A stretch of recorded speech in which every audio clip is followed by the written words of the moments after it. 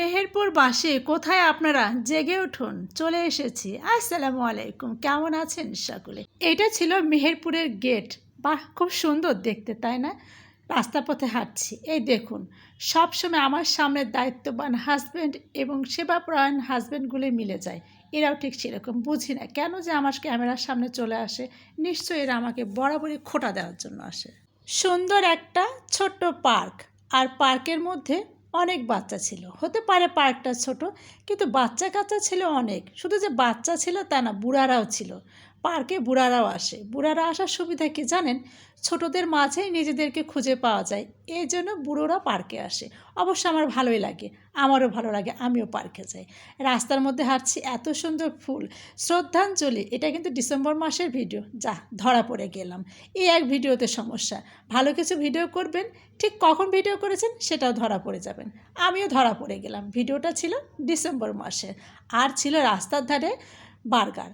Burger দেখলে আমার ছেলের খেতে হবে। সুবিধে একটাই ছিল, সাথে ছিল মামা।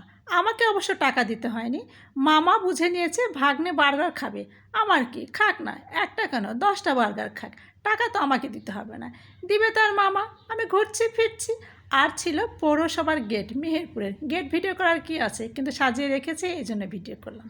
আর এগুলো ছিল বাদাম, এগুলোকে বলে গয়নার বাক্স, আমাদের এলাকাতে বলে। আপনাদের এলাকায় কি বলে? যদি ভিডিওটা পুরোটা দেখেন অবশ্যই জানাবেন।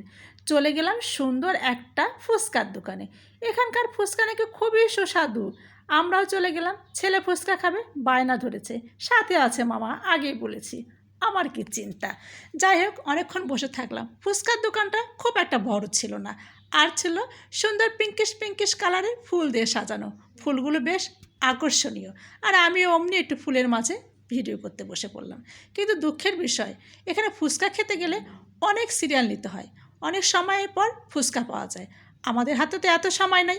ছেলেকে বোঝালাম, এখন চলো, পরে আবার আসবো। আসলে কিন্তু তা না, একবার যেখান থেকে চলে যাচ্ছি সেখানে আর আসা হচ্ছে না। ঘুরতে গেছি, এক জায়গায় কি দ্বিতীয়বার যাওয়া যায়? আর ছিল সুন্দর চা। এটা হচ্ছে মেহেরপুরের বিখ্যাত চা।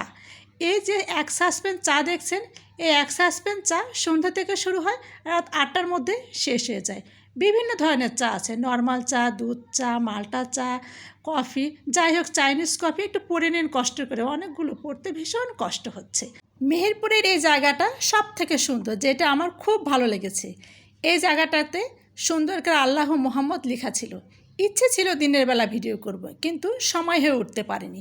আজই ছিল শেষ দিন, তাই রাতের বেলায় ভিডিও করে নিলাম।